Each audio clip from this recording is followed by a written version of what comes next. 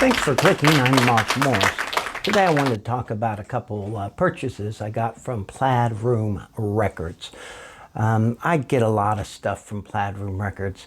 They send out an email very regularly. I don't know the times they do it. I can't remember if it's weekly, monthly, bi-weekly, but it shows up in my email box often. Usually at the same time, the In Groove and Rhino and Real Gone Music, it seems everybody sends out these things about the same time, sometimes the very same day. I have found a trick. If I'm broke, I don't have much money, and I have to conserve, I just delete those emails, but sometimes I make the mistake and I start looking through them and I always have to buy something. So these records aren't exclusive to Plaid Room Records by any means, but that's where I got them, and I thought that would be a good enough theme to make this video. So I'm going to talk about the two records I got, and then at the end I want to talk a little bit about the Beatles Anthology 4 that's being released soon, and a few views on that. This is one of the records I got from Plaid Room. The Doors, Strange Days. This came out in 1967. I believe it was their second studio album.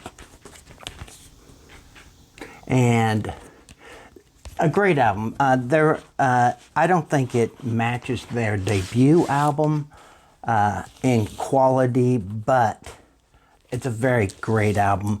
The original one I bought, or the one I originally bought when I was in high school, didn't come with this. So I was kind of excited to see lyrics included. Jim Morrison is usually pretty easy to understand and you don't need lyrics so much, but there were a few surprises in here. My favorite songs on here are, of course, People Are Strange, When the Music's Over, the last song on here, the 11-minute song, Strange Days, and then Love Me Two Times was a pretty popular song for them. Not one of my favorite ones, but a great song. Moonlight Drive, love that song. I wanted to tell a little story about how cool my mother was. So when I was in high school is when I started really getting into the Doors and Jim Morrison. And we had an event. I grew up in a little river roughneck town called Ottumwa, Iowa. And we had relatives that lived in the capital, Des Moines, Iowa. And it was about a 2-hour drive there and back. I can't remember if it was some event or we're just going to visit some family up there, but I knew I was going to be on this 2-hour drive there and back with my mother. And we had a cassette player in the car, so I recorded a bunch of Doors music for us to listen to there and back, thinking my mother would probably make me turn it off. The strange thing, though, was she really liked Jim Morrison's voice. And I just remember thinking it was not what I expected. And she listened in silence for a long time. And then she said, I really love this man's voice. And she said, he reminds me of the crooners from, the older days. And I just thought it was so cool. And then she said, the only thing I don't really like are those musical interludes, those Ray Manzarek-led interludes. And she says, I imagine that's probably one of the things they're known for, though. And I said, yep, you're right, Mom. But she was pretty cool. She loved the Doors. Well, she didn't love the Doors, but she tolerated the Doors. And I was just reminded of that story as I was listening to this album. Great album, glad to have it. The second album I got is Electric Light Orchestra, Out of the Blue. Now, you may have heard me talk about this album before. I have even shown this album before, but again, that was a record that I had bought when it first came out, 1977, I think. I think I was, I would have been about 15 years old when this came out.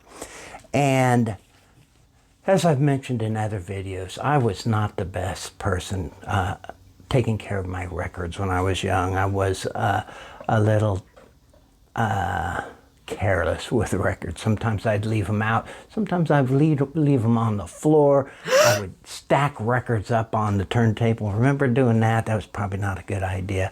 If there was a stick or skip in the record, I would pile pennies or quarters, whatever it took, to keep that needle pressed into the... So that record, though I've kept it all these years, I don't play it very often because it's not in great condition. So I was excited to get this.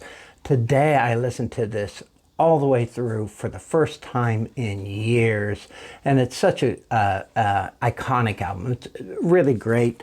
This particular one, it comes with colored vinyl.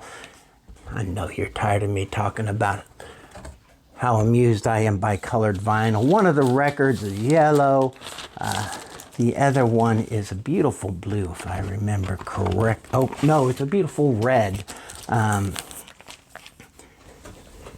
So it's a 2-record set, one yellow, one red. When I'm listening to it again today, it struck me how great this is. Apparently, Jeff Lynne wrote this in 3.5 weeks. I think he was in a mountain cabin or something in Sweden or something like that. And he had this gust of creativity, and he wrote this album in 3.5 weeks. And then came back down from the mountains and started recording.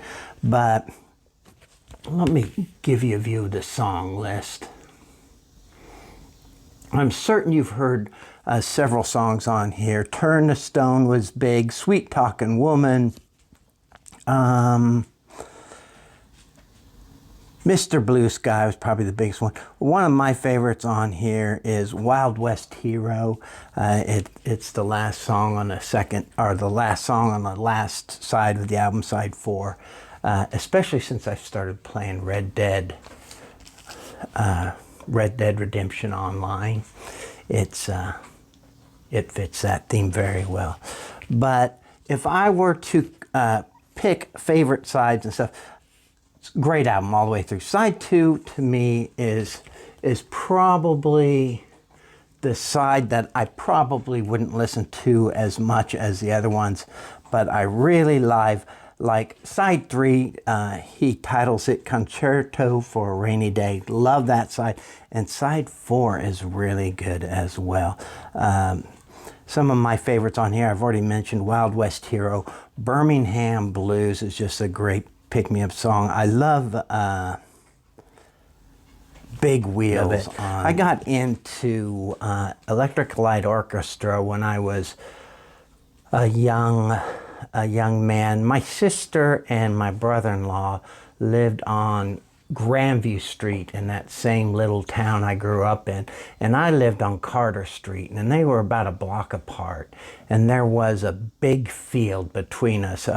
We could walk around the road, but it took a little longer that way. So my little brother and I, we would cut through this big field to go to my sister and brother-in-law's house, and my brother-in-law, he was one of the big influences in my musical life, in my taste. The other one, the main influence was my brother Terry. He was a big music fan, and he introduced me to a lot of stuff at a very young age, and he encouraged me to follow my own interests and stuff. But I remember hearing Electric Light Orchestra's, I think it was first El Dorado was the first one he played for me, and I loved that. And then later he played me A New World Record, and it had that song Telephone Line on there, and I think I just had my first girlfriend at the time, and that song really spoke to me. And then I started buying the ELO records, and I eventually got this when I was 15. Very cool. It also comes with the lyrics. You might remember these. And also, I think it has like a little mini poster in here of the band. Oh, there it is. There's Jeff Lynne and the other guys. So it was a really cool buy.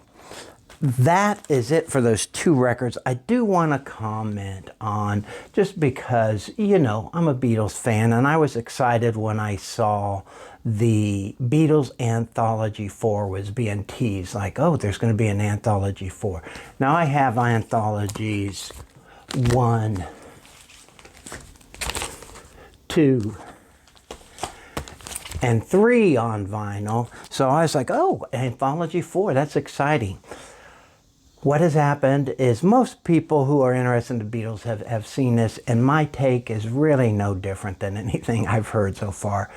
To buy these, to get that 4th anthology record, you have to buy the entire set, 1, 2, 3, and 4. It's very expensive. 1, 2, and 3 have been remastered and in some cases remixed. But to me, it is not worth buying an entire set of records, especially when they're demos and outtakes, simply because they've been remastered or remixed, to get that 4th record. So what I'm hoping is eventually you can buy the 4th anthology on its own. The content is not that exciting. I should probably post something somewhere about what's on there. There's some things on there that are interesting, but I don't want to buy a 4-record set. So I'm not going to talk a lot about this because my views are very similar to I've watched about a half dozen videos on people's takes on this, and everybody seems to have the same feeling, like this is a disappointment. There's so much more they could have done with the Beatles catalog, and I don't think I'll be buying this unless eventually they sell the Anthology 4 all by itself. I would buy that. So thank you for watching and listening to me reminisce about the Doors and ELO, and I'll talk to you all again soon.